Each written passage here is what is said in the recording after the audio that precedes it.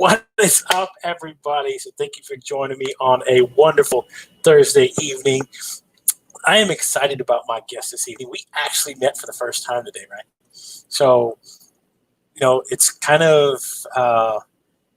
it kind of plays into what we talk about whenever we say making connections and being able to meet new people, and especially on a platform like LinkedIn, where I met tonight's guest. And it's interesting because, again, whenever I say that, whenever I talk to people and tell them to go out there and start making connections, you never know where it could lead. I tell everybody it could lead to somebody being on the show. So it's pretty much that simple. So, this gentleman, we had a few words this afternoon on a Zoom call, and it was live on the LinkedIn lunch, and it was Daryl Perry and Marcello Arcelé, who have had on the show before. That kind of connected us with this conversation. So I love the opportunity to meet new people and have different people come to the show and talk about. So this evening we're going to be getting into little fun stuff that I love to call the tech talk that we get to do whenever we're talking about live streaming, because again, this is what I love to do. So guys, help me welcome to the show this evening's guest. He is a LinkedIn local host. He is a mentor, and then he is also an award-winning journalist. So we'll go into a little bit about his background as well. So help me welcome to the show, guys, this evening's guest, Mr. Martin Pratt. How you doing, buddy? What's up, Gabriel? What is going on, my friend? So thank you for coming on the show, man. When I tell people, hey, man, this is an opportunity if you want to hop on. Most people go, well, I don't know. Let me schedule. Really, well, they get kind of like, I don't know. I want to find out, right? If you've been on a live stream before, it's pretty much a lot of the same stuff. You get on the show and you start talking about stuff. So one of the first things that I wanted to talk about a little bit with you is kind of caught my eye was I saw that you were, and I read an article that you written on there. You said you have award-winning journalists. So how did you get into, before we get into all the tech talk, how did you get into journalism? What was the one thing that kind of led you to wanting to get into that field? And what are some of the things you learned, or what are some of the people or experiences that you've taken from that? Yes, Gabriel, thank you for having me on the show. So that's you gotta sit back for a little while. It's a kind of a long story about journalism. I have a long, varied pathway of journalism. And actually, I'm glad you brought that up, because I forgot about an opportunity that was given me today that I need to actually figure out how to help others.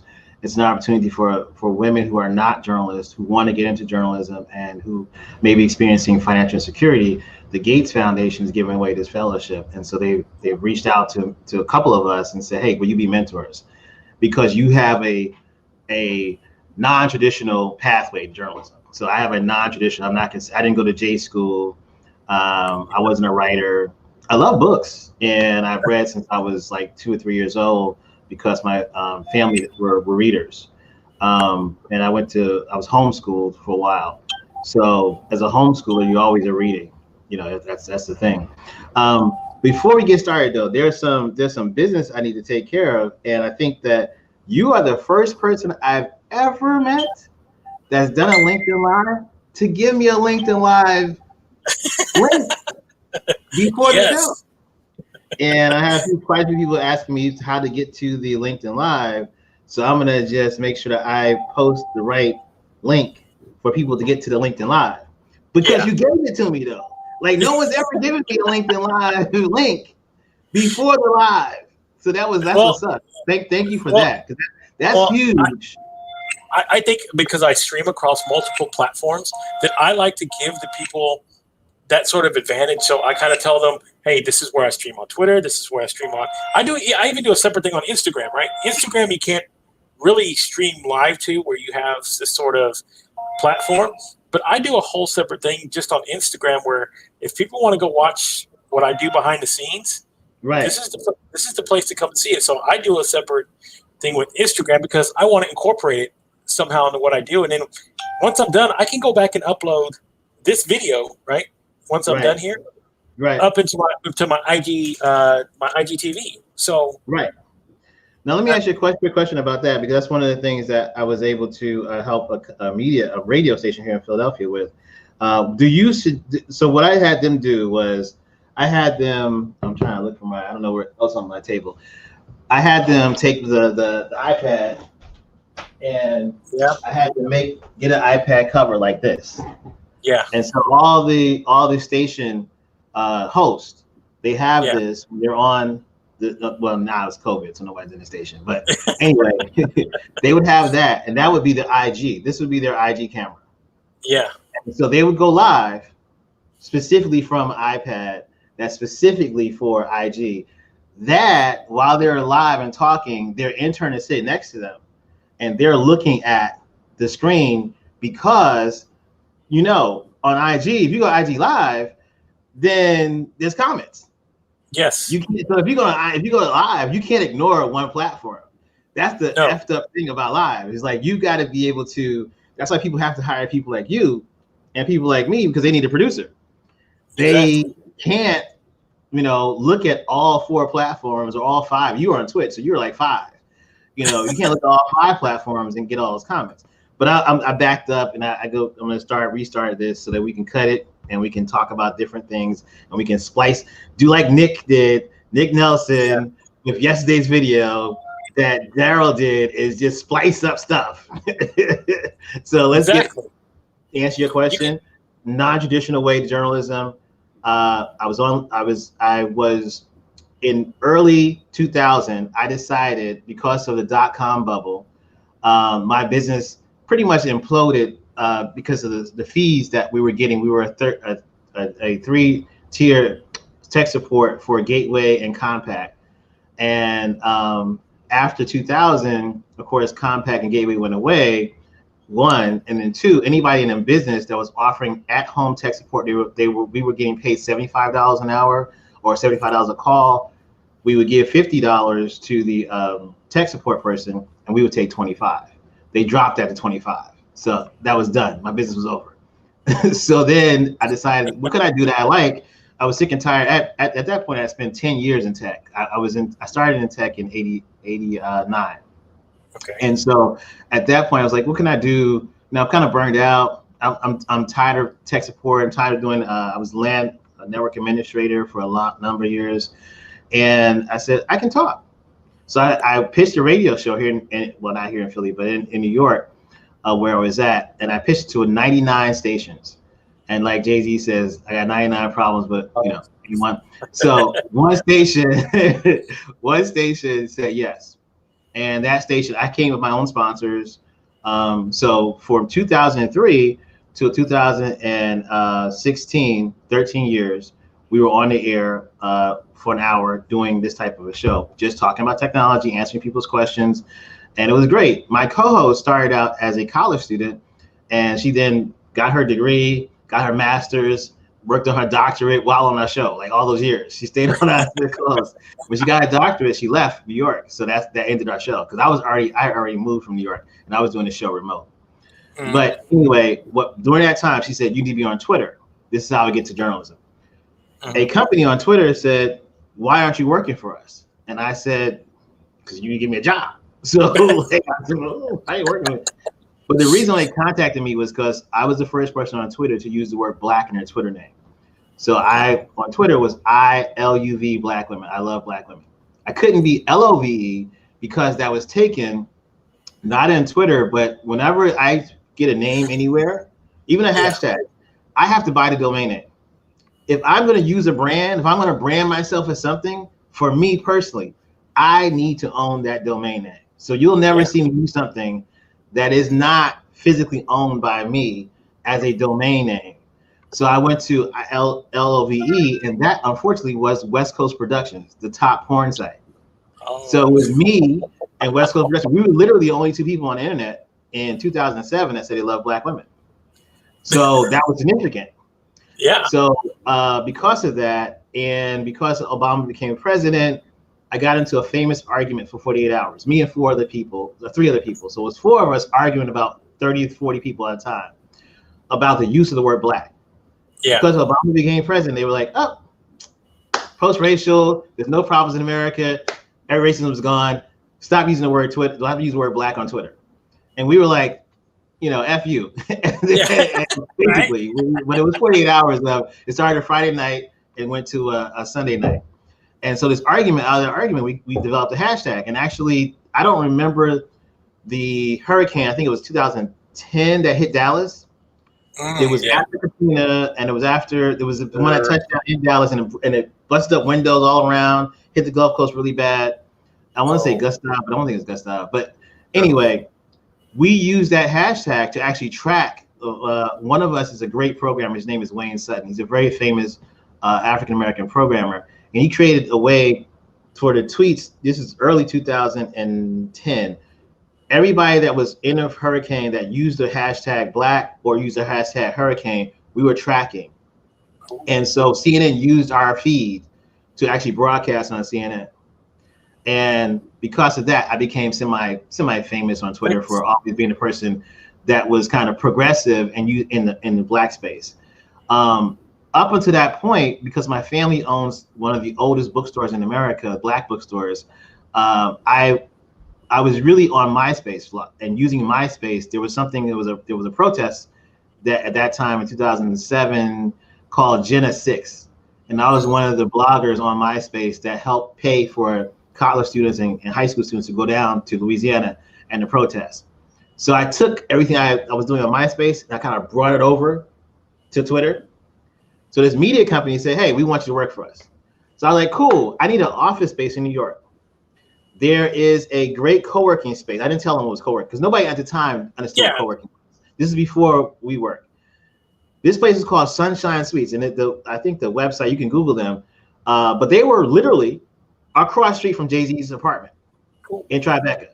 So you could get an office space for $300 with a window facing Jay-Z at the top. He had the top floor. We were 5 floors up. And so it was like we could see right into Jay-Z's apartment, literally. I mean, I didn't broadcast, I didn't say anything. But when the owner came to New York, I was like, okay, this is the office space I need. He was like, why do you need to be here? It's like, this is Tribeca, this cobblestone. Like, I want to be on Broadway. I was like, look across the street. He's like, yeah, I see a maid. I said, now look downstairs. I had him come exactly the time that Jay-Z usually leaves or Beyonce was leaving. So this black van, her black van that comes out. He's like, why is the photographer? I said, that's Beyonce's van. He's like, what? You across the street? Here. So then he asked me to look at co-working. He had never heard of co-working. So he asked me to look at co-working in 6 different cities for his company. So because of that, I did a lot of red carpets. They were entertainment media company. It's called Rolling Out Magazine, rollingout.com. They're still around. I still do consulting for them. But at the time, they didn't have a Twitter, didn't have an IG, they didn't have any of that stuff. So I built out everything on social media for them, plus built out location-wise, exactly where they were. Fast forward, a lot of companies, Aspire TV on cable hired me to do some work for them. Trying to think off the top of my head, other media companies. So the last gig I had was here in Philadelphia at a radio station. They wanted me to socialify their broadcasts and make them more social. And in doing so, they had a grant to do this for a year. After that year was over, I knew that was it. So I got fellowships based on the fact that I worked at a radio station and is a talk news station. So that I would be considered an early career in journalism because technically I didn't write, and I worked in radio on tech side as a technology talk show, but this station is a news station. Sure. So technically I was early career in journalism. So I got 2 fellowships that allowed me to live for a year, off that money that they provided. And because I'm early career in journalism, then Facebook had a big conference last year called Accelerate Local News. My life online has always been on local stuff. Yeah. So local stuff for me is really where I believe that the sweet spot is at. And I've been able to track at least Black people and also what Hispanics and Latinx folks are doing in 35 cities. Since MySpace, Facebook, since we've had hashtags, it's really easy to track. And also because we have local organizations like La Raza on the Hispanic side. There was also something called Latism. I don't know if you've heard of Latism, but Latism was the biggest Twitter chat for years. Nobody beat Latism when it came to the numbers and the engagement on Thursday night. So because of those things, I looked at news in local cities, and I'll tell you, this is I'm gonna take a little pause, and then so that we can cut that, and then this is my secret to tracking people or tracking information. Techies, media folk, a local influencer like a grandmother, a pastor, it could be a politician, but somebody local, not a celebrity influencer, and a business association or professional organization. In my case, for us, it's Urban League has a chapter. Has a branch called the Young Professionals. The Urban League Young Professionals, they get 90% turnout to whatever they do. They were the first on Twitter. They were the first on Instagram before the National. So this spinoff of theirs. So if I track what those 5 areas in the community, I can track that community online. And so being able to do that allowed me to excel while a lot of other journalists have no idea what's happening on the West Side or the South Side or Little Havana, or they don't hit those places because they're not tracking, they're not looking at what's happening locally in the small little parts. But a lot of times a media person who's a local writer or a local radio host will do something that the nationals or the local affiliates ignore. But everybody in that community loves him or her. And so because of that, I was able to really excel in journalism so far, at least. And also because of my background in radio and having those 13 years on an FM station, being the first technology talk show on FM radio in New York helped me out a lot also. Man, that is incredible. And it's wonderful that you got it down kind of to your formula, right? What you use, how you connect, right? Isn't that? And I think that's the one thing that, like what we're about to get into talking about, when you can find a formula that works for you and helps you get more exposure to the right sort of exposure, right? You don't have to have this huge, you don't have to have this huge market of followers and people.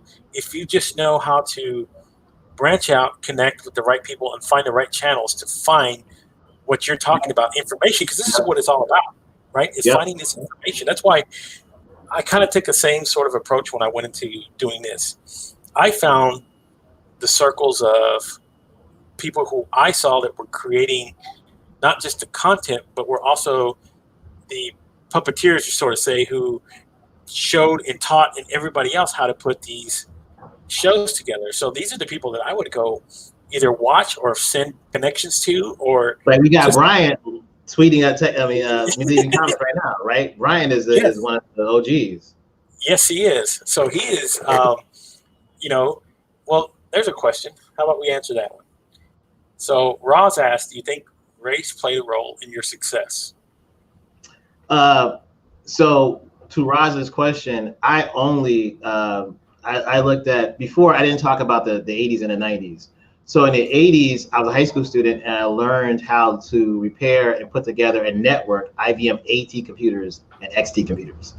I learned that because my Hispanic boss at Port Authority of New York, New Jersey wanted specifically a young Black kid to come work for him at the World Trade Center.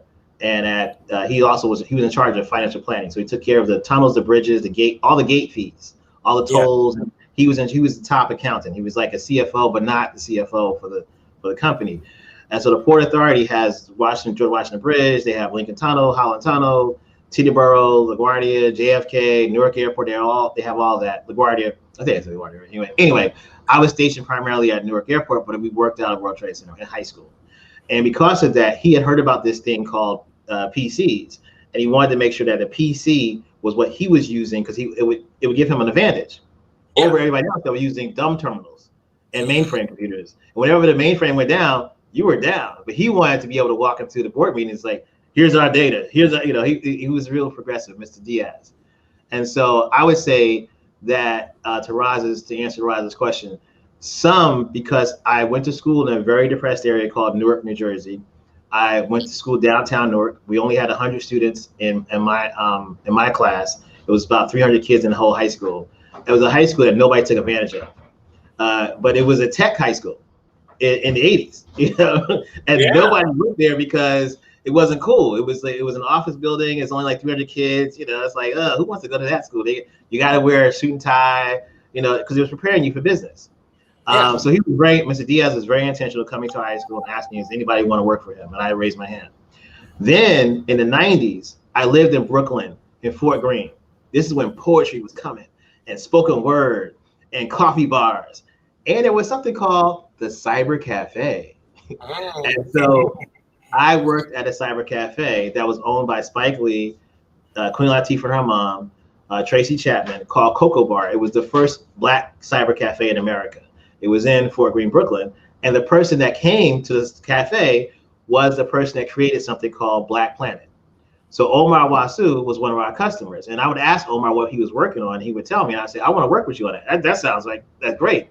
Because of working with Omar, I then became a member of what's called NYMA. I was at the first meeting of New York New Media Association at 55 Broad Street.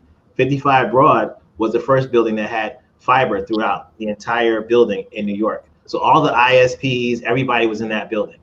So somehow throughout my career, to Roz's question, by being an African American or Black, I found myself being the only person in the room that was Black and in tech, or being the only person in the room that was Black and had that experience. And because I was the only one there, you know, I won. Had to be 35 of us, maybe not. So to Roz's question, yes and no. But for my part, from 2000, it's been intentional.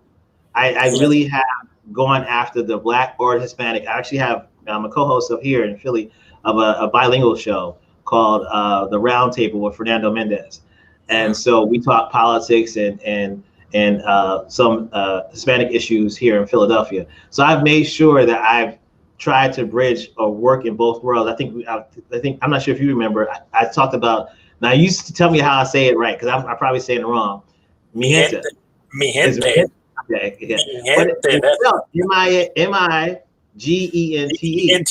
Google that. That was the first Hispanic social network. And guess what? Black Voices, Black Planet, Mi gente were all in the 90s.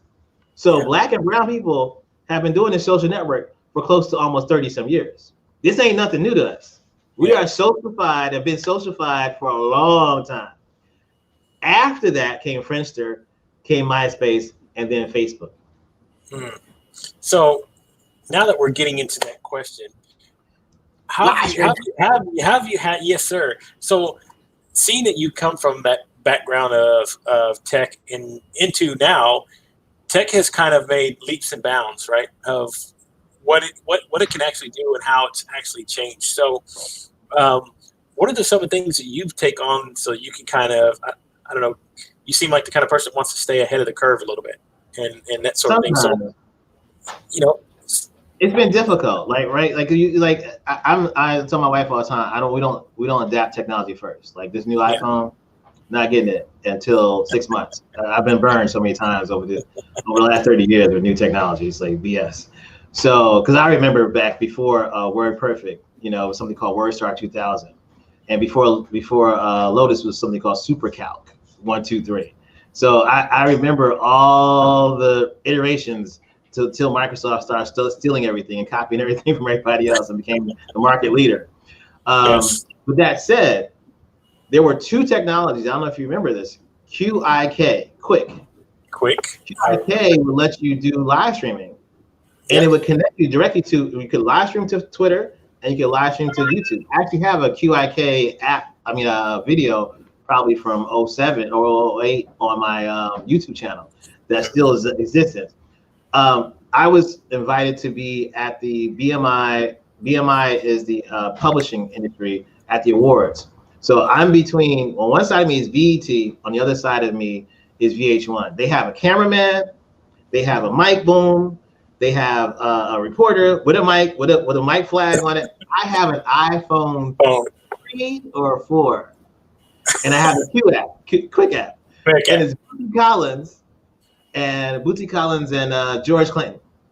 So you're on a line as a reporter. You're on this line. People. So Bootsy Collins is, George Clinton gets bored easily. So he was looking around. He looked at me. I said, "Hey," he's like, "What is that? This got a little phone. He's got mic. What is that? What you doing?" He came over. He put his face in my screen. "What you doing?" So I was live.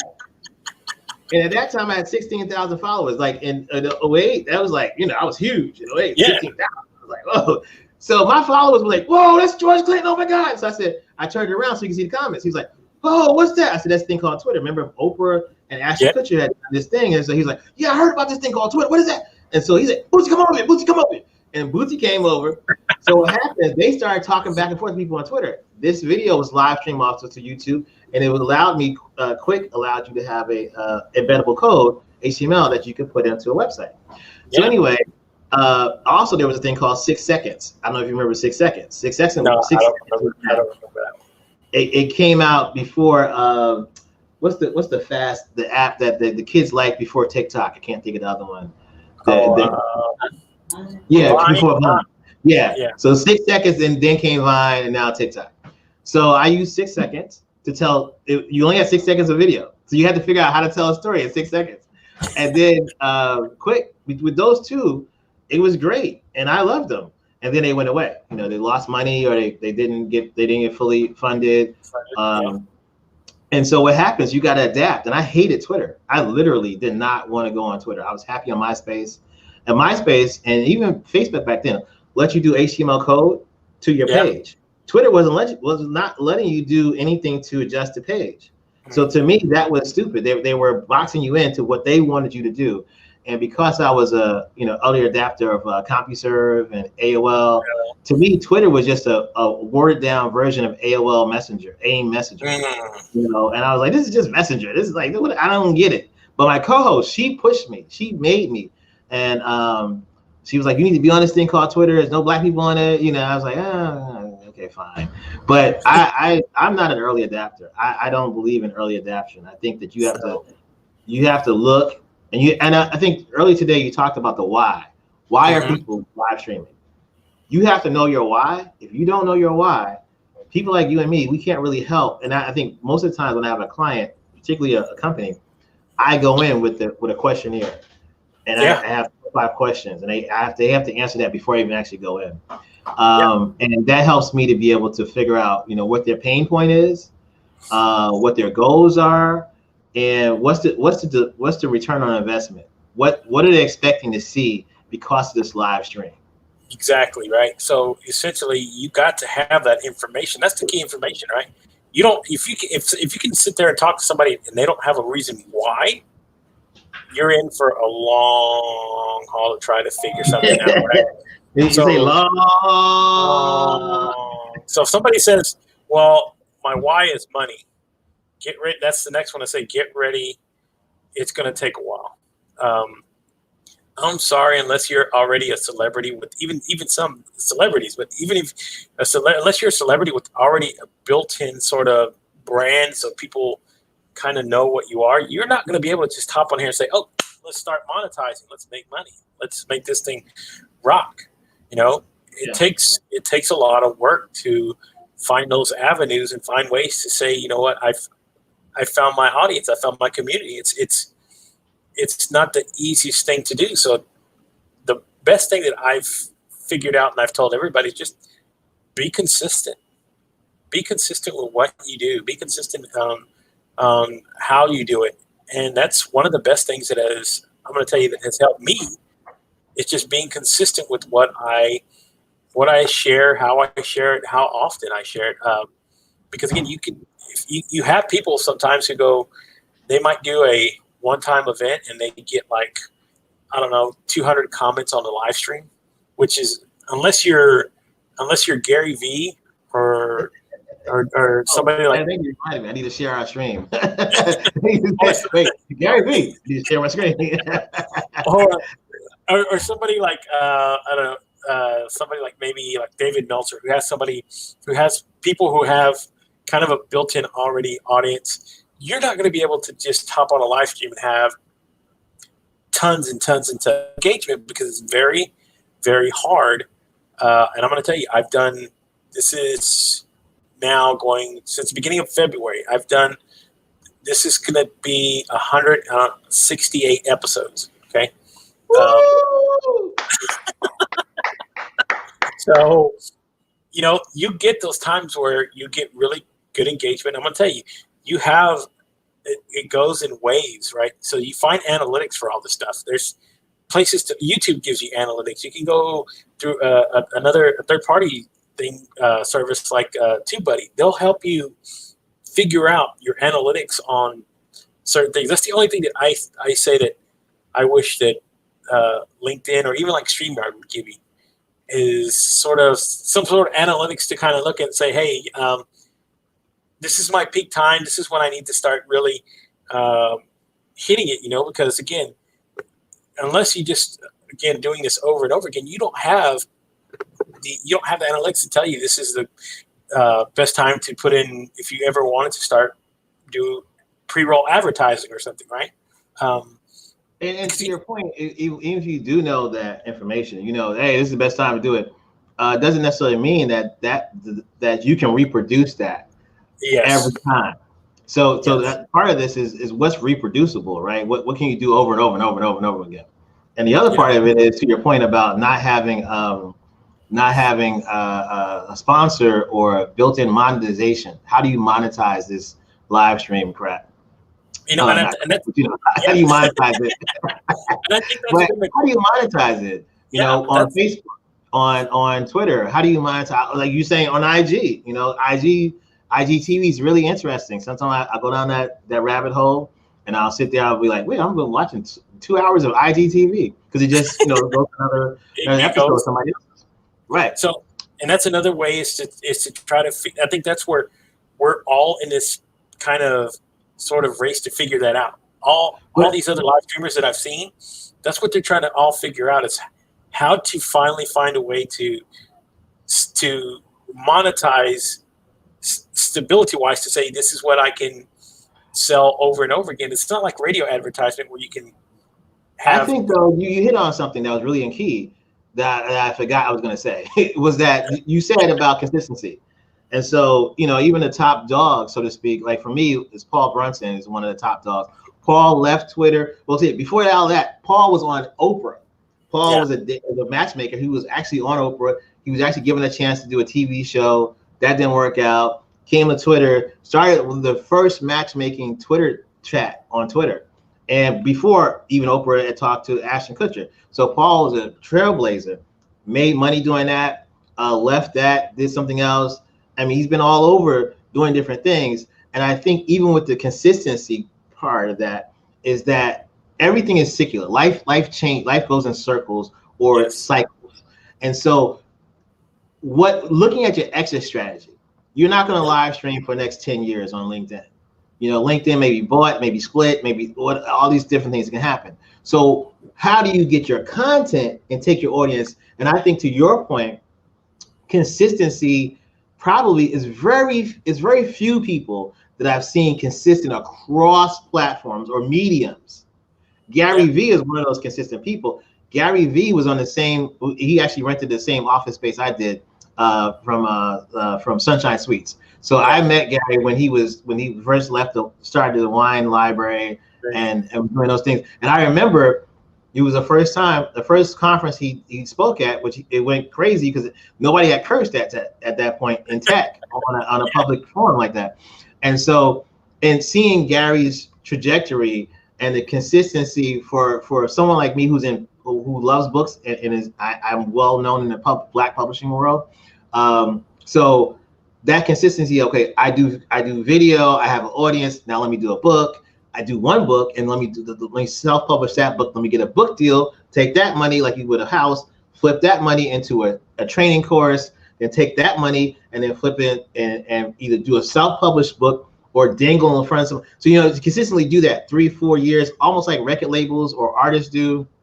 Yeah. They do an album, then they do concert, do a tour, and then they may do a TV show, and they get into acting, and then they do another album. And, it's a cycle, right? Yeah. I think that to your point about we haven't figured it out, I think that part of this is the consistency. Is it takes 10 years, or I would say at least 10 years, to really benefit, monetize at a high level, not a small level, but at a high level, and to have somebody like, let's say Grubhub wasn't around 20 years ago.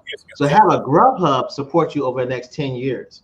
To have a GoPuff, who's now positioned here in Philadelphia to be one of the first cannabis delivery service on the East Coast, because they're delivering food and they have a deal with 7-Eleven, but their name is GoPuff. You know what that means. So they're going to be the first So, and Pennsylvania is getting ready to legalize recreational weed. So that's going to be, what they deliver. But positioning myself so that GoPuff can be my sponsor.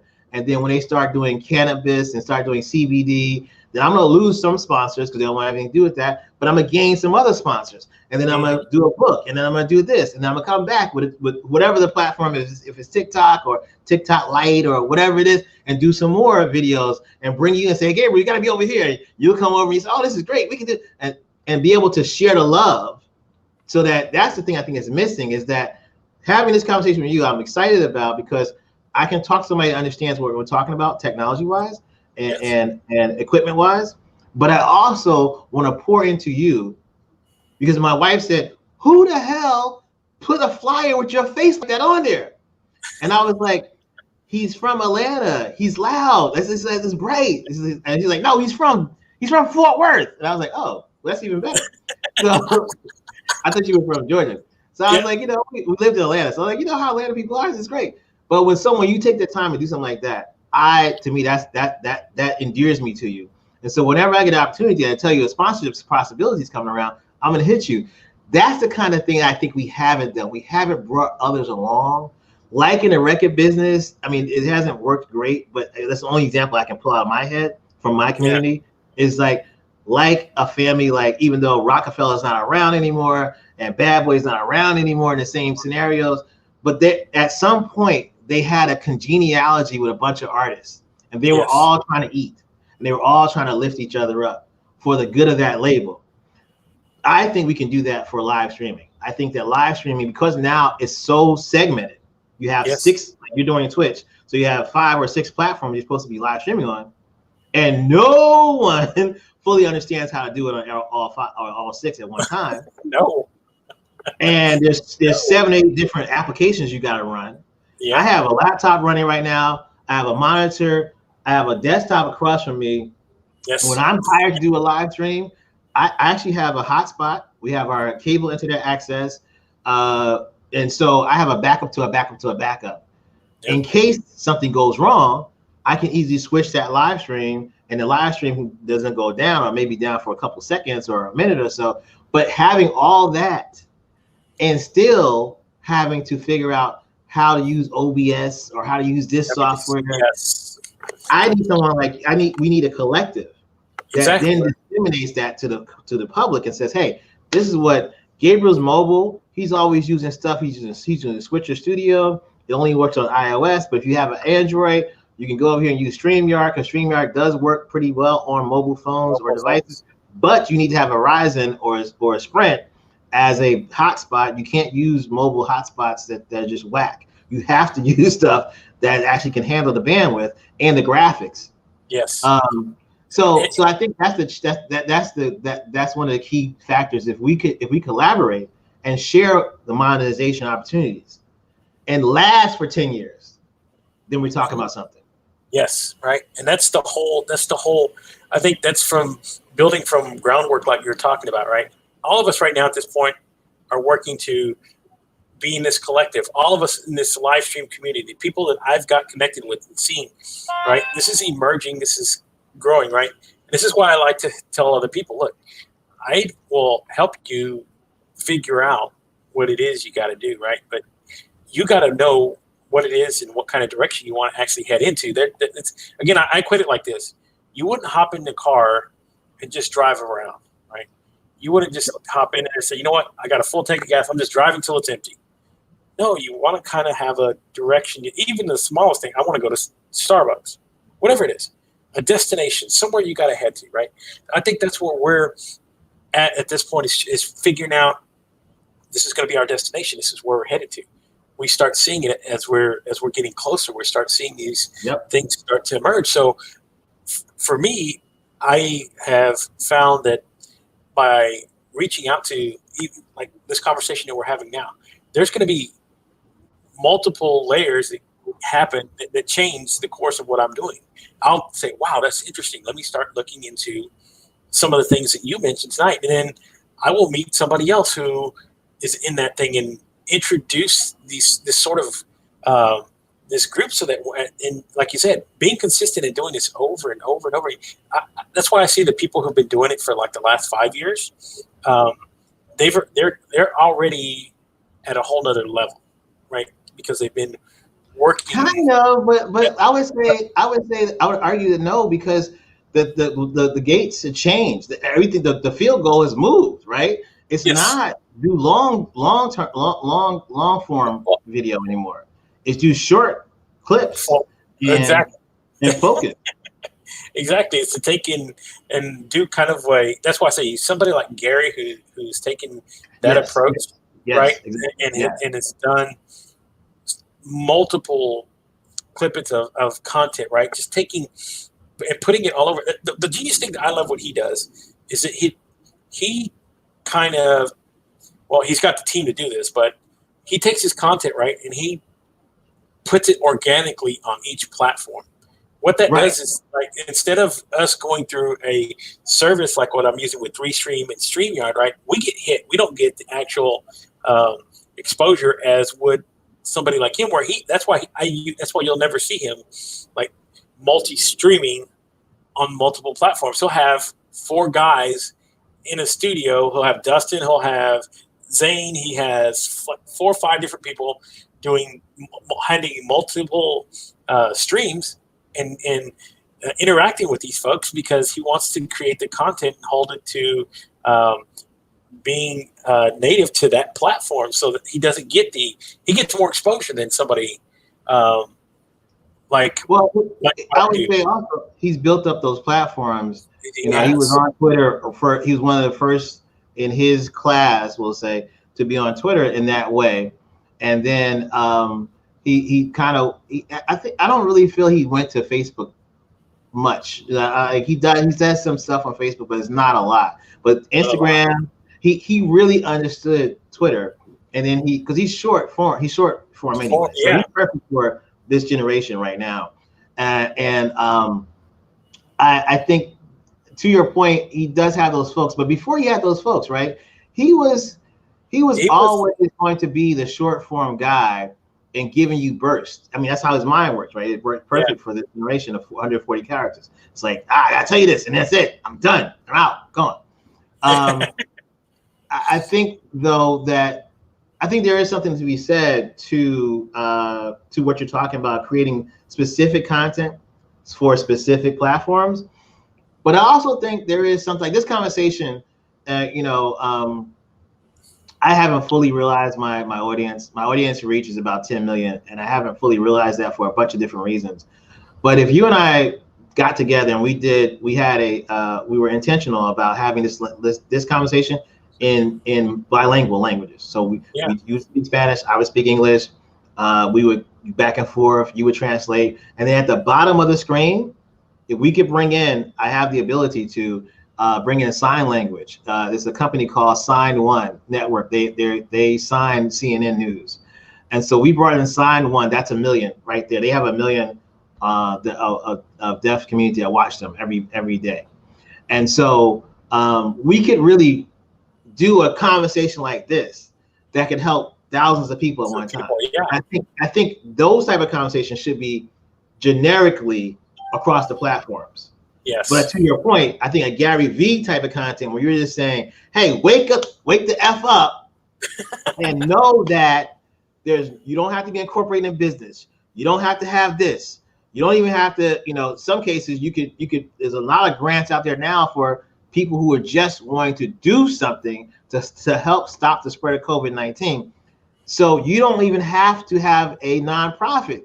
Get this cash, get this opportunity. Content like that can be done in a TikTok way, it can be done in an IG way, and it can be done in a LinkedIn way.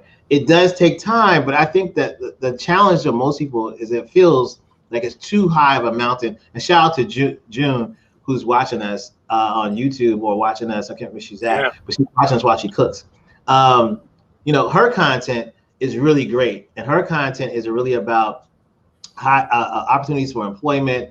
And I think she was with the Mom Project. I didn't catch that yet. I'm gonna catch it on replay. But the Mom Project reminds me of dang it, is blogging. What was it? Bloggers. Blog Her. Blog Her was a huge community of women bloggers, and they would charge $100,000 to $1 million per campaign. But they had women bloggers that would blog about food, women bloggers that would blog about, you know, being a mom. They had bloggers, and so the Mom Project reminds me that they got bought out for $25 million by She Media. Bought the whole entire conglomerate. They had conferences every year, the Blog Her conference. And so someone like June could come in and just do her lane of employment, hire, anything that has to do with what she talks about. And she could create a community within the Mom Project. And then that kind of content could be short form, TikTok and IG, but then she could also do this longer form, which she already does here on LinkedIn and Facebook. Yeah. And so I think a lot of times it's a longer journey. You know, it takes longer to get there now because we have all these different platforms, kind of like how we watch stuff on Hulu, we watch stuff on Apple TV, Roku, Amazon, but we still watch it. So exactly. You got to ask yourself, what's the journey you want to take? As you said earlier, what's your why? What's your why? Because again, there's another big giant about to jump into all this. Amazon is sticking its head into live streams. Amazon is sticking its head into podcasts. Amazon is sticking. So, you know, if you're able to get in and early on with something like that, I mean, just looking at their track record of how fast they grow and how fast they push growth, man, you could actually take off. So I'm actually trying to get myself on Amazon to stream as well. Because again, I mean, my whole thing is I'm already putting in the work to do all of this, to go to Facebook, to YouTube, to Twitter, to Instagram, to LinkedIn. Why not? I mean, if I'm already putting in the work and the effort, I might as well put it in there as well. Because again, you never know what kind of doors, what kind of opportunities is going to open if just being in the right place in the right time. And like you said, at that point, you can actually tailor your content, right? So if you went on there and said, I wanted to talk to Latinos who want to learn how to live stream or want to learn how to get a message out there, right? Really concentrate on just that little small sect and going not only English, but talking in it bilingual. And, you know, hablando mi idioma y hablando lo que para mi gente, para que ya sabes, I could go in there and teach them how to actually do this in 2 languages and kind of extend my range. And I think that's a smart idea, what you were talking about. And I said, that's what I said. I wouldn't have thought about that if I would have had this conversation. So that's what I said. Bro, I mean, you know, I've been looking at the Latino market for like, oh my God, a good friend of mine, he passed, but he helped create Being Latino. Yeah. And that's one of the most popular Facebook pages. And he was one of the founders of also Latism. But I mean, when we would talk, we would have these deep conversations about how both of our communities really were social 10 years ahead. And so, but the problem was that the companies, corporate America, when we were having these conversations in 2010, even then in 2010, Green Dot, I don't know if you're familiar with Green Dot cards, the prepaid debit card. Prepaid services, yes. People don't remember this, but there was a time you can buy something on the internet because there was no way to take the money. Yeah. Like there was no way to get the money. So Green Dot was one of the first cards that went live for the Black and Latino community that allowed you to prepay, to put money at CVS or Rite Aid on a card and go. Yeah. You can take that card and then go to a website and you can buy something. And you know, even those companies that he would have conversations with the head of card services, who was MasterCard or who the person was at Visa, and they wouldn't want to support the Latino community because they were like, they don't buy stuff online. And he was like, look, we are the largest Twitter chat on Twitter. What are you talking about? But the problem, the challenge is that with our communities is that we're first out the gate in a lot of stuff. And I say it's too early. We're too early in a lot of places. We have the idea because it's being honest, it's built into our DNA. I mean, your community built pyramids, my community built pyramids, decades, Exactly. years, eons before everybody else. So we're already scientists. The challenge is to wait around long enough to the curve. They talk about the curve of technology, the innovation curve. And so like we're always at the top, like we're always at the bottom. Oh my God, we gotta be on live streaming. And then at the top, by the time we're burnt out, we're mad, because we couldn't monetize it. And I really think the challenge that we have a lot of times is not to look at what's sexy, but look at what's real. For me, in my community, my wife's a chef, and I never imagined I would marry somebody from Louisiana. But because of that, she sells spices and seasonings, and we go to all these off-brand food markets, especially in Philadelphia, that nobody goes to but immigrants. And like one of the things that helps her with her diabetes is something called bitter melon. Yeah. It's like about $2. You can get like 3 bitter melons for $2. And we boil that, put it into, and it helps cut her sugar glucose level sometimes by 50 or 100 points. Yeah. Bitter melon, oolong tea. So we're going to the markets that the gringos or American U.S. citizens that think that immigrants shouldn't be here. Those folks don't go to. Those markets will advertise. Those people have been there 50 years, selling the same mangoes, making sure they import Guatemala, plantains or whatever it is. But we don't look for those people.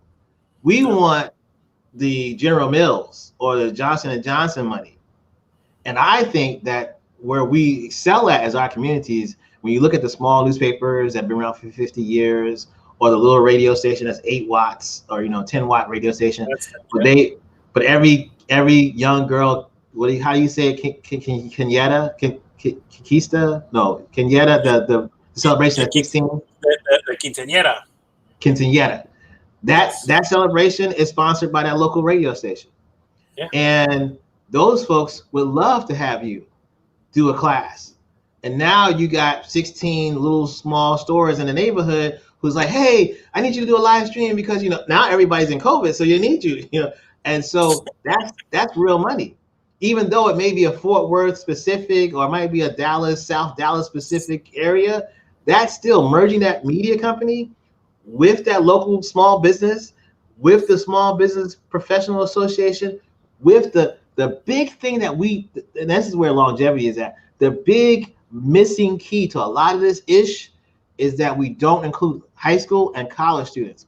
If you include them in your process in being behind the scenes I call it an apprenticeship, not an internship. Internship's a BS, but an apprenticeship that tells them they're going to be with you. Like my co-host on my radio show, she was with me for 9 years.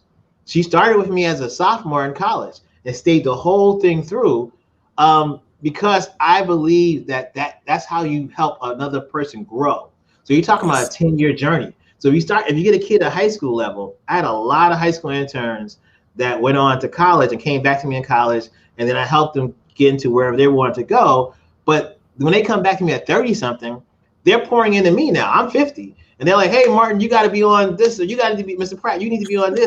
And I'm like, I'm not going to be on TikTok. Are you serious? I can't do dancing. I'm not dancing. I'm like, no, you could be there telling people what you told me when I was in high school. Remember when you told me I had to plan, I had to think? I was like, yeah, that's true. That's true. I can give them a tip of the day. Exactly. I'm like, oh, okay. All right, calm down. I'll be on TikTok. But my point is that's how you last. If you bring the business, local business, you bring the local media person, but you get the high school and college kids, you support them jokers, they will pour back into you in 5 years and 7 years. Yes. Which is what Gary Vee kind of has. Gary Vee has people that were 20-something who are now 28 or almost 30. Yes. Right. And just finding them and they grow along with you. They essentially grow along with you. That's a good thing. And I got to give this woman a shout out right here. She's the one that kind of told me that same sort of deal. The one that kind of asked you that question. That's how thought-provoking she says. She goes, you need to get into the colleges. You need to get into the high schools. Find these people. Yep. Right. Find these people. Make them your audience. Make them a part of your journey. And at some point, you never know where one of these people, if they follow along or they work with you, like you said, and they in 20 years they pour back in you. They're like, hey man, I'm VP of a media group, and I want to get you into teaching what you taught me and how to get these people going. And I said, light bulb moment, right? Right. And they have clubs, right? They have these youth clubs, these college clubs. Those clubs last. They last. They go, and people, alumni. I never went to college, but I was brought to a university because of a person that became a part of the alumni association, the college they graduated from. So to your point, that 3 or 4 or 5 or 10-year journey is there. We just have to. That roadmap is there. We just have to follow it. Right, and it's been, again, we're not.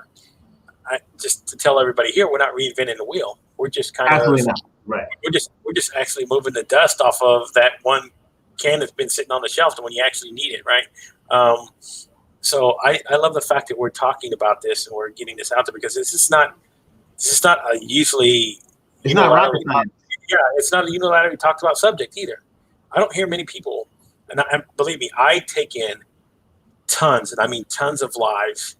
I probably take in at least 7 to 10 lives a day watching somebody else's content. Why? Because I figure that's a lot of the best ways I can hear things that either interest me, pique me, or help me learn and educate myself for something that I know that I can take from somebody else's conversations. That's what we're here to do. So I've heard so many of them, and not many of them here are talking about what we're talking about. They either here to tell you, oh, I can give you the 10 tips and tricks to get you on LinkedIn that are going to get you the 20,000 followers, right? That's I hear that a lot. I hear or the whole mental health thing about it. Not that none of these are important, right? But I think we're talking about a different avenue. We're talking about something different that not a lot of folks talk about all the time. And this is the other side of the technical part of what we're talking about whenever we're teaching people about live streaming. There's so much more behind the scenes than just turn on a camera, start talking, make content, right? There's a whole different level that you get to. Absolutely. Once you start doing this enough and you start realizing the potential. I think that's the one thing that the people who get behind here and stay consistent with it, that light bulb moment that says there's a whole lot of potential that what I can actually do, who I can reach, and what I can actually go out there and connect with. So, man, I love that we're having this conversation. This isn't something, again, that I don't normally have. And again, since February, literally since February, I've had over 150 different conversations. And this is the first time I've ever had this conversation about doing what it is to get into actually live streaming. And it all started because you made a great graphic. Exactly, right? And I'm going to tell everybody, this is the truth. This is, again, you can go back and watch every single episode from episode number 1 to now, right? All my stuff's on YouTube if you want to go watch it. Here's what I said. I did not know anything about this at the beginning of this year. What it was is just a thirst for knowledge, a thirst to go and find something that I wanted to do to be my creative outlet, right? And I found this, and I found it so much so that it became a passion. And now it's coming from a passion until what I want it to be ultimately my part of my career, not just the live streaming part, but doing like we're talking about now. Get into the background things, start bringing people up into the world. Yeah, exactly, right? And start just being consistent with this whole thing. And I love this guy here. He's so funny. He loves to hashtag to death, but I love that he does that. Yeah. It kind of connects. People will go click a hashtag, and then this video will pop up in it. So I love that people just go ahead and start hashtagging stuff. It's we fun. got to talk about technology. We got to talk about this. This is a good point to talk about, to kind of walk through, because the group I'm a part of is called Growth Academy. And I know that in the last 2 weeks, had like probably 3 people or 4 people. We have a Slack group that is part of the program that we have. And in that Slack, I probably posted 4 different 3-paragraph answers about live streaming. And so I said, you know what? I got to create a channel just for live streaming, so you guys can just ask all your questions, and I can have all my answers in one place rather than having in this channel, use that channel, Slack. But I think that I told everybody to come watch this, even though I know the debate's happening. I'm sure that I will be able to take the video and slice it up for this answer, because I think that the average person is concerned about, should I be on first? You guys taught me something this afternoon. I fortunately was a beta tester of LinkedIn Live, so I got invited in. I didn't have to apply, but I never knew that people applied 2 and 3 or 4 times. All my clients I've told to apply, I got it, and I didn't. But they were more corporate and more, obviously they had content that wasn't about selling. So I guess LinkedIn said yeah. But anyway, my point was I didn't know people applied 2 and 3 times. So or 5 times. Like one person said he applied 5 times. So I think it's first, how do you get a LinkedIn Live account, and then I think secondly, what software do you use to do the live stream? And then, I have the iPhone 10, then I have the iPhone 11, and then 10X, SS Max, and I don't have the 11. I'm going to upgrade to 11. And then I have two cameras, 2 Logitech Live cameras. The C920. 920. Right. And then I have a light, and then I have a little light that I use occasionally, this little tiny light that actually puts more stuff on my face. And so like you got to have all this stuff. And then microphones, the mics and stuff, and most of the stuff I bought for 20 or 30, I have a green screen that's behind me that lets this image show up perfectly. All that stuff is less than $100. I mean, I haven't spent thousands and thousands of dollars. I've just spent dollars, right? So I want us to talk about tools, the software, and then how to get access to the live stream. Okay, so here's one of the best things. I'm like you. I teach people to live stream on a very tight budget. Why? Because that's how I had to start learning how to live stream. Because I did not want to throw thousands of dollars into equipment when it wasn't necessary, right? So essentially, my whole setup, and I mean my whole setup, doing everything, and I have a green screen that I keep back behind me if I want to move it, if I want to, but my whole setup has literally costed me, and this is with cameras, lighting, streaming service, everything that I do. I've probably spent about $250, right? Which has netted me 165 shows. So pretty much, I'm telling you, you can essentially create everything and put everything together. Even the graphics that I do, I don't use a paid service. All my graphics that I create are through free cloud-based services. I do not pay unless it is something that I really want to indulge in. And the only thing that I really indulge in is spending money on StreamYard. That's the only thing that I probably spend money on. And it's not an absorbent amount of money. It's 20-something bucks a month, right? Right. So you can keep it pretty cheap if you wanted to do that. Restream has a deal where you can do $19 as long as you're enrolled. And this is a professional service, $19. They sent me a thing and I signed up for it. $19 a month. You can use as long as you do auto pay. But if you're going to do auto pay and take it out anyway, not have to worry about it. I mean, you're getting a professional service. It's usually $49 for $19 a month. I mean, find those kind of bargains. You can't beat that. Find those kind of bargains, those kind of deals, and stick with them.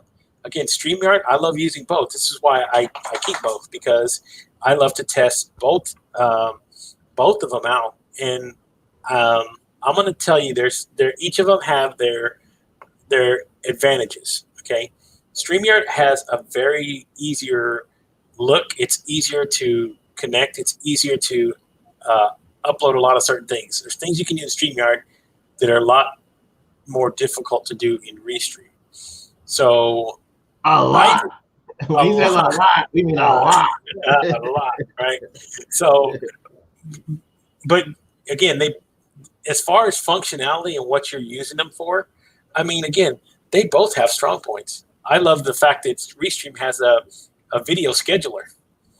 I mean, and that's not for everybody, but again, if you're creating content and you want to put it out there and you pre-record your shows because you can't go live, but you still want it to be farmed out there as it's going live to an audience, if it's like your Facebook group or something, right. I mean, it's perfect.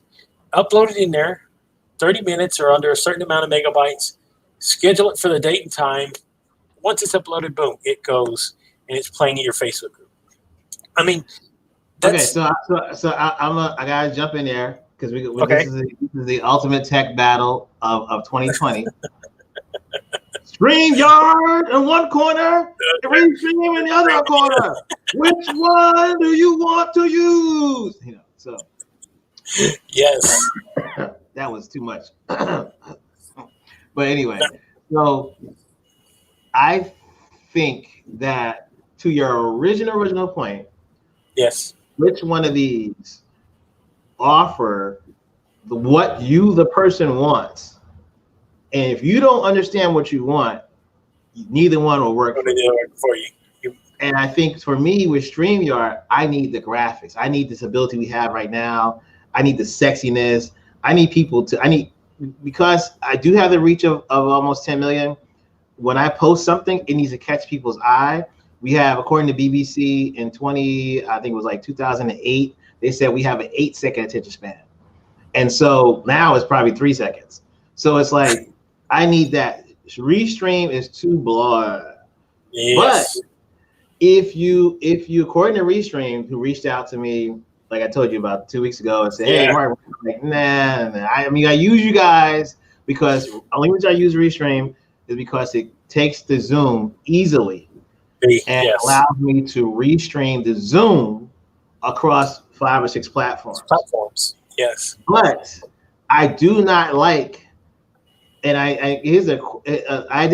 am reaching back out to the woman at Restream because she said they had something coming that was going to allow you to do the graphics like a lower, what we in the business we call a lower third. So the lower third graphics, and I don't like that the comments. I can see if I'm watching Restream. I'm sorry, in the back end, if I'm in the dashboard, I can see the comments, but I don't. They don't broadcast on the screen. So it's like. They didn't take, and they I don't know if you know, they raised 50 million. They just got 50 million in, so they're flush with cash. So they better spend some damn money on making it so not so boring. Right? Yes. But if there was a good overlay, like I have great overlays for a StreamYard, and there's great websites that teach you how to create your own overlays in Canva. But for Restream, it doesn't seem to be the same value. So I do, if I have 2 clients that do Zooms and they want them broadcast to Twitter, to LinkedIn, to not Instagram, but to YouTube. So I use it for my clients because they do have the Zooms. That's what they're, but I would love for my clients to go into, and when I've talked to them about it, but it's too difficult for most people to figure out. The thing about StreamYard is that I think that most techies don't get about average folks is that while you do send someone a StreamYard link. It's not if you're on an iPhone, you need to open that link in Safari. You can't open it in Chrome. So if you're on an Android, which 50% of people are, that's a problem because most people. I have 4 browsers on my phone. I have Safari, Quick, Chrome. And Q, whatever the Q. I can't remember the Q number, and Firefox. And I think I have AVG has a browser that's a safe browser. I use that also. But my point is, I'm different. I'm not the normal person. The normal person has, Google. They have some kind of Chrome on it. They're not using Mozilla Firefox or Safari. Yes. So you should download Safari and then go to Restream. Go to the Restream link, and then you can do it. That little pain point that most people figure out eventually is something that needs to be built in. And because it's not built in, then it gets complicated. So when you go back to Zoom, you're like, I just want to click on the app and be on, and that's it. And then you're the producer, you farm it out. So the audience needs to know what's their why and what they're trying to do and to your earlier point about where your audience is at, both of my clients' audiences, they get an average of between 8 to 10,000 views on Facebook. So technically, they could probably go straight to Facebook from Zoom and not even do Restream. But I'm getting them views on other platforms like Twitter. They made 1,000 views on Twitter, very low on YouTube because you got to build out an engagement program. Right. But that being said, I think that Restream is good for distribution, and StreamYard is good for one-on-one. That one-on-one platform where it's only going to be on LinkedIn or it's only going to be on Facebook, and you're not doing a Zoom, and so it's two people, or like you said earlier, you had 10 people on here. But I do like also StreamYard because I feel like it's friendly for OTT. That's one of the platforms I move. So Roku, Amazon, and Apple, as a developer, you're allowed to build an app, and you can have your TV, you can have a channel, you can have a network on those platforms. So that format, StreamYard is perfect for. Whereas Restream, in the lower thirds and the graphics and stuff and comments on the screen, it's not busy enough. Yes, and there's a lot of different particulars. Again, that each one of them again has their certain advantages, but it all starts with what is your purpose? What are you trying to do? I mean, and again, whether you are a live streamer who just does this as a hobby, or if you're trying to do this professionally and create the whole remote producing thing, these things are big variables in how you create. I mean, it's the same sort of deal with ever using another, like using a hardware to feed into these feeds with, like something with vMix, which you can use to stream into StreamYard, or like a lot of people are using Ecamm to stream into Restream. Because again, it's kind of like the Zoom thing. It's a lot easier to feed into it and then to distribute it out to other destinations. And that's one of the things, again, that Restream, and for whatever it's worth, they advertise you can stream to 30 different destinations at once. So that's insane. But I think StreamYard is up to 10 at this point. I mean, but who wants? I mean, the only reason you would stream to that many locations at one time is if you have different Facebook groups that you're putting there for different people, or you're putting in different Facebook profiles or YouTube pages. But it's hard to do. You can see that's one of the things you can't, either platform. It's hard to do this. You can't stream to two different. You can't stream to two different LinkedIn's. So LinkedIn will shut off one of those streams and go, no, cannot. The only way around that is to have another streaming service, which I've done this before on live, where I have LinkedIn on StreamYard and I have LinkedIn on Restream. So there are workarounds, but again, what is the whole main purpose of what you're trying to create and share? Now, if you're asking me pound for pound which one I like better, I'm going to tell you right now it's Restream. But StreamYard. I have used. I'm with you there too. That's for pound, StreamYard is better for what I want to do at this point. Now, that's the whole reason I got into Restream, to test a lot of what you can do with Restream as well.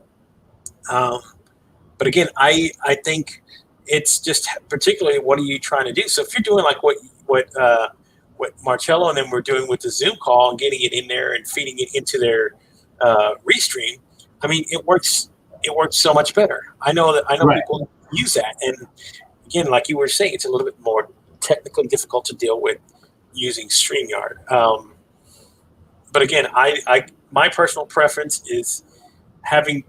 I like the interface better on StreamYard. It's a lot cleaner. It's a lot easier to manage. I did over 100 shows with StreamYard, and then I did another 30, 40 shows with Restream to test them out, just to push the limits on both of them to see which one I really liked better. So it's not like I was giving an unfair advantage to one over the other. I just figured that it was easier. Using StreamYard was a lot easier. And then I like just the interface because it makes everything that you do so much simplistic, right? You can do a whole lot of things. It's very simple to do. So if you had a client where you say, look, this is what you, if you don't want a remote producer, but you want someone to help train, right? You just want to show them. There's a reason why you see a whole lot of people who are just using the free version of StreamYard, hop on the StreamYard. It's very simple. The connection, the interface, and how you put everything in there is pretty simple to figure out from the very beginning. Now, once you get into wanting to create your own overlays, uploading videos, how to use backgrounds, how to even put into certain things lower thirds, right? That's where you're taking it to a whole other level of trying to create. And again, you can, I mean, it's just however you want to be creative with your own imagination. Even though some people say that these a lot of these cloud-based services like Restream and StreamYard have limitations. I mean, to tell you the truth, Martin, it's about how creative you want to actually be whenever you're doing this. So you see how I can have graphics. You can, even without having a hardware, which I already do, but I mean, not having a hardware downloaded onto your, say, your laptop or your computer, so you don't have to use something like Restream. I mean, excuse me, like Ecamm or something. You can pull something like this, right? There you go. Yep. Right. Pretty simple, right? Yep. You can actually put things like this inside your streams. You just have to work and play with it. And again, it's just learning the whole thing about creation. This is what I say it is. It's really a creation. It's your tool. It's what you want to do with it. You don't have to have a background in tech as far as, oh, I need to do this. I need to figure this out. So even like people like Steven, I see this gentleman here. He does a live show. He has a remote producer named Peter Clark, and they use StreamYard. They put a really good show on. Different things, but they use multi-camera. They use multi-camera shots, right? So they probably use a switcher or something in there. Hey, bud. So they probably use a switcher or something in there to feed into it, and that's where you're getting to the whole technical, a whole other different level of technical doing. So this is a good point to talk about. You got the toy? That's what's up. It's a good point to talk about. I remember when they were that young. When my oldest is 14, and my youngest is 14, and my oldest is like 24. So I don't have that problem anymore. But I think the thing to talk about now is past that. So you figure out what streamer you're going to use. Yes. And you figured out, but now you decide, how do I get live stream? How do I get, LinkedIn Live? LinkedIn Live. And we know you have to, you went and you applied twice, I think you said. I applied 3 times altogether. So yes, I had applied 2 times twice before I actually got it. So applying, I didn't know this was a strategy, applying more than once. And I think you brought out, and the sister from California brought out that make sure your content is good. Make sure you have content that people can actually see. That StreamYard, I'm sorry, I'm throwing StreamYards in my head. LinkedIn Live, LinkedIn can actually look at your content and say, okay, when you said you created content and gave them links to the content, to show them the type of content you're going to do. Yes. So, and that whole thing is like, so when you apply to LinkedIn, this is a little thing that I'm going to go ahead and put it out here in the public.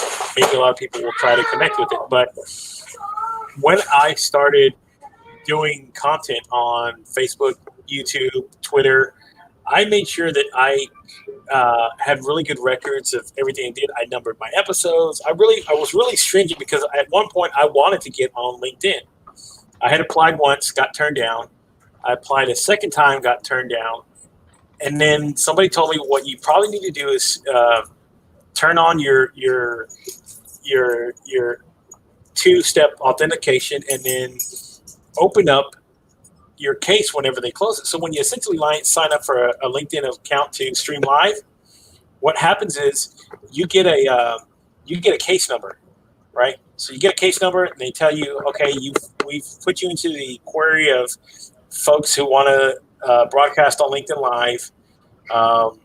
We will let you know whenever an opportunity pops up or whatever. We'll let you know, right? So what you can do is once your case is closed, you can go actually reopen your case and ask them to look at your account again and look at what you do, right? And at that point, they will actually, somebody from a customer service will come back and support will say, hey, okay, why should we give you access to broadcast via LinkedIn, right? At that point, if you already have good content, they see that you engage, they see that you are not just on there doing sales, but you actually adding value to their platform. Man, upload as much of that stuff as you possibly can, right? And before you know it, they're going to come back to you and they're going to say, man, let me get this to the right people, right? I mean, because it literally took me 3 weeks from when I applied and reopened my case, uploaded my content, kept in constant contact with the people. Hey, have you heard anything? What is going on? To the point where I opened it up on a Thursday evening, 30 minutes before I'm about to go live, and see that I have access to it. So it is really, and at that point, I'm going to tell you, it's not about the numbers. At that point, I only had 2,900 followers. Did not have a lot of people at that point. So I thought it was a whole numbers thing itself as well. I thought like, oh man, I got to have 20,000 followers. That has nothing to do with it. It's about your content, how you show up on the platform, what you do and who you engage with. They see that a lot, and they see that you're doing that on your platform on a consistent basis. 9 times out of 10, they'll open up your case and they'll go, okay, we'll look at it. We'll see that what you can do to add value. And before you know it, there's 2 other people, actually 3, that I've actually given that advice to, and I think it helped them get access to stream on LinkedIn. So that's what's up. That's excellent. So it just depends on, again, making sure that you have your content, what you want to know that you want to share with folks. And again, what I said from the very beginning, just be consistent, man. If it's posting a 10-minute video, a 3-minute video every day talking about what it is that you want to share with people, do it every day at the same time. Do it. Hey, I do it Monday, Tuesday, Wednesday, Thursday, Friday at 10 o'clock Eastern Standard Time. I put this content out there, and then you go, and the people who comment on your stuff, go engage on their content when they post something as well. I mean, the algorithm will start working for you. It will start letting these people know whenever somebody that you follow a lot posts something that might be interested. You'll see it in there. Hey, Martin Pratt commented on this, or Martin Pratt liked this, or whatever. And you go, oh wow, let me check.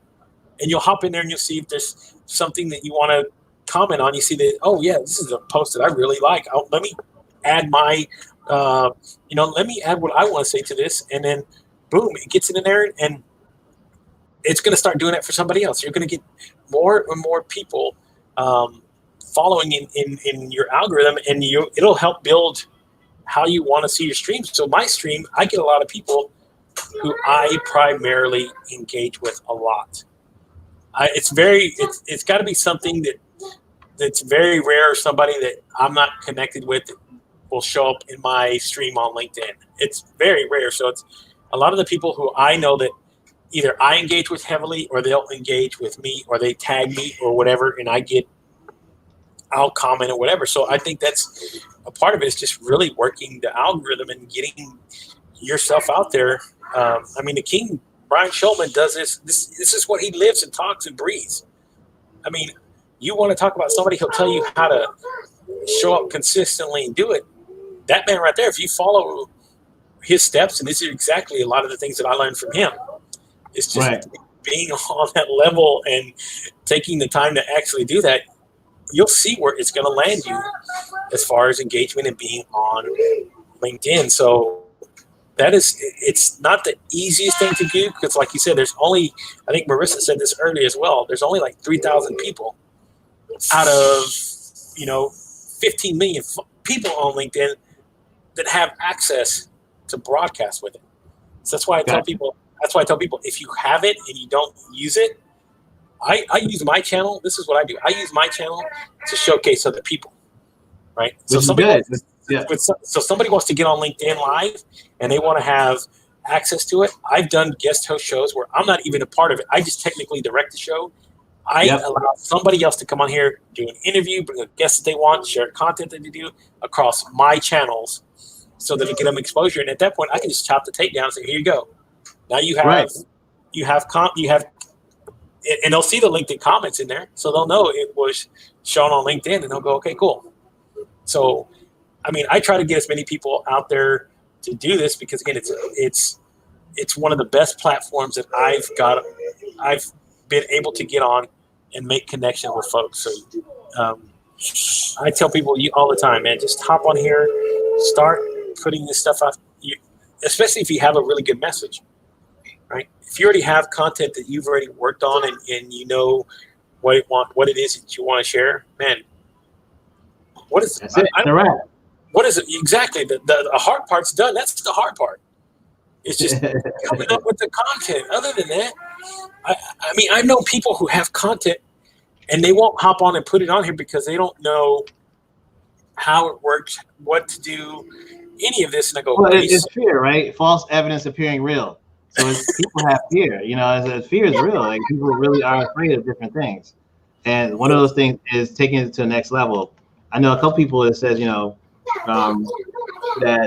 this is too much. It's like, I'm not doing all that. And it's like, well, then don't complain about not getting engagement, only having 2 comments. Because you're not going to be in the game.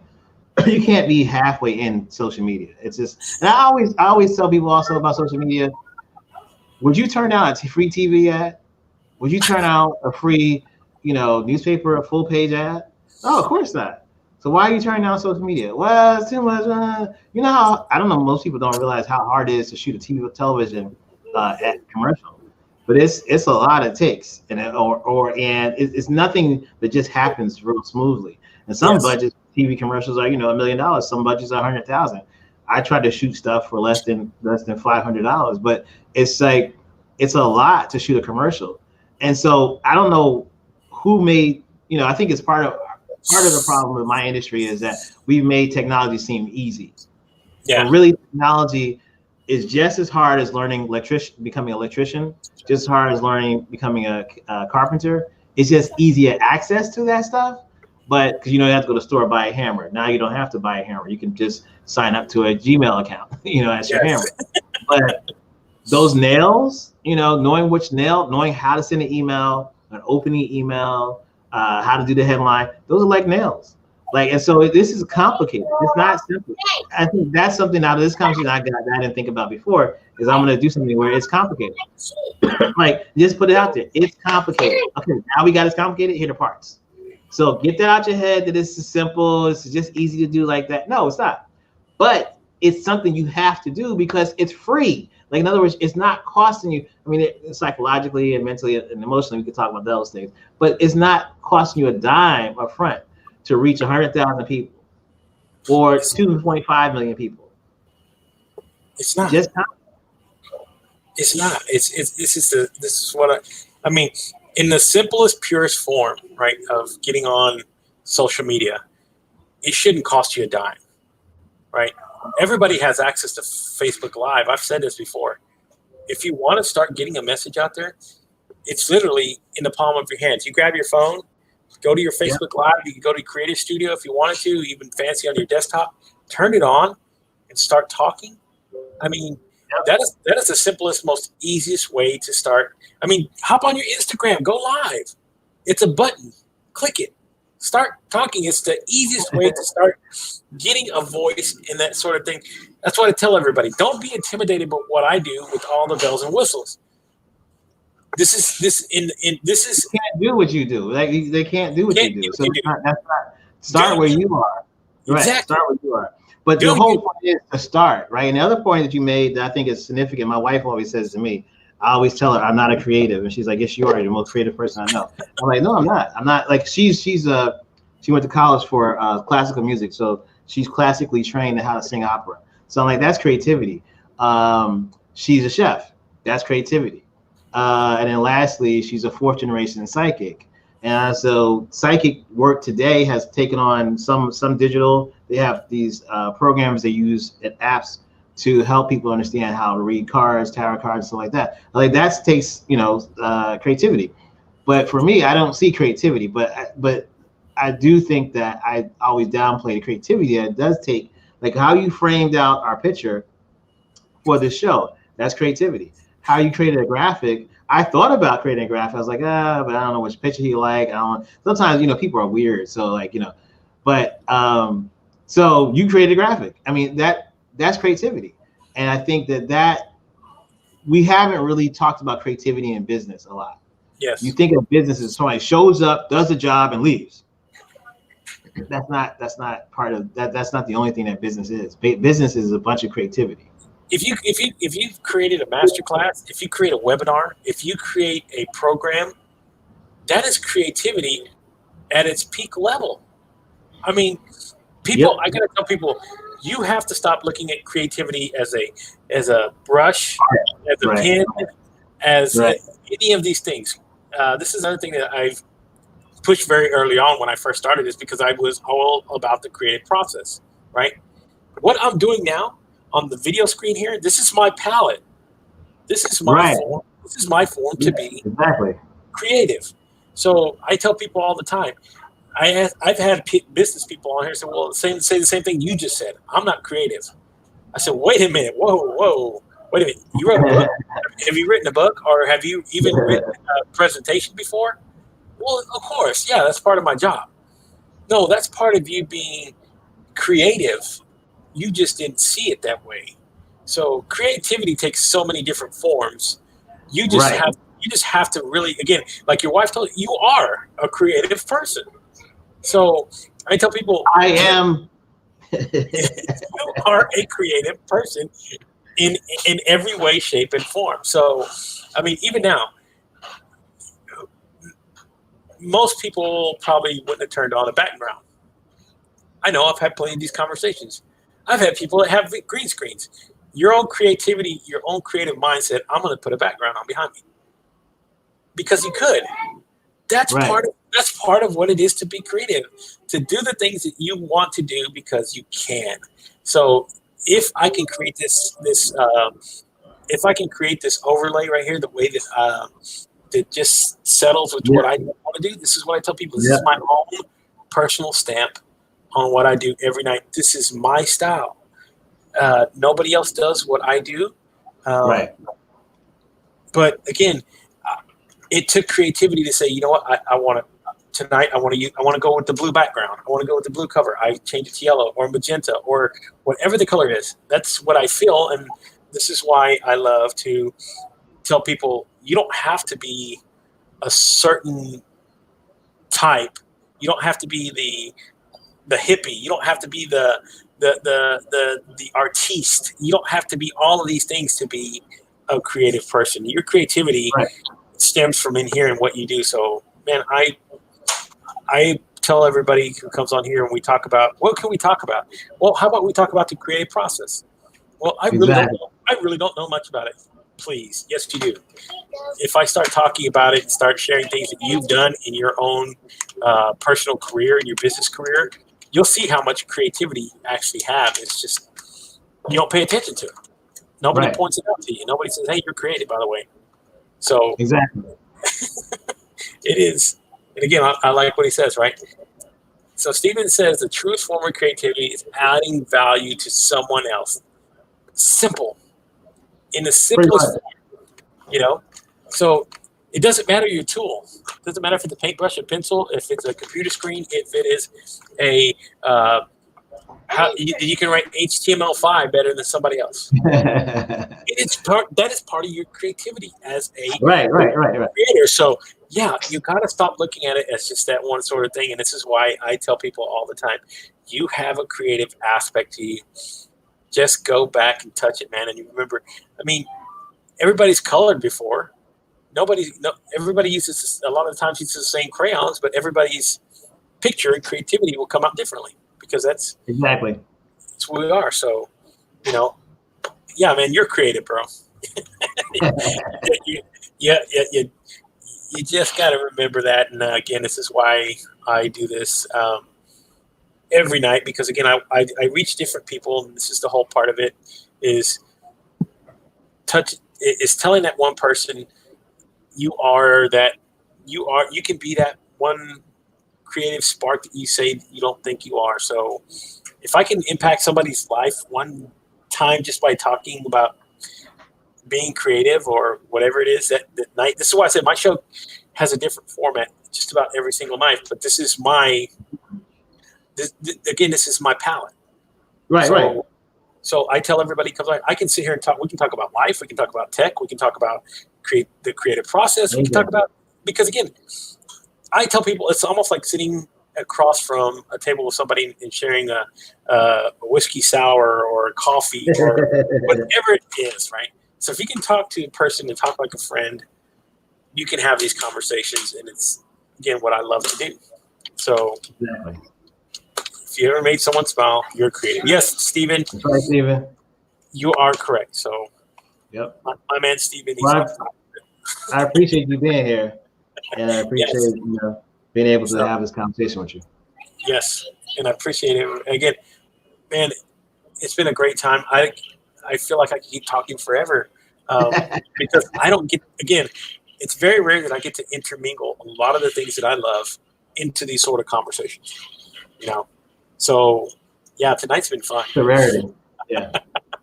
So we didn't bring up Trump or Biden once. No, we did not. So if you guys if you recorded it, now's the time for you guys to go jump back on it. But I'm going to ask you, Martin, the one question that I've asked every guest that comes on here. This is my money question. So it goes like this. So when the book is said and done on Martin Pratt, what kind of legacy do you want to leave behind?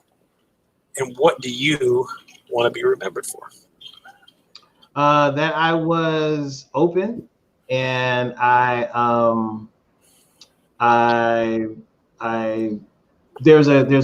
so in going back a little bit, Think and Grow Rich has a great I think it's the next to last chapter in the book Think and Grow Rich by Napoleon Hill.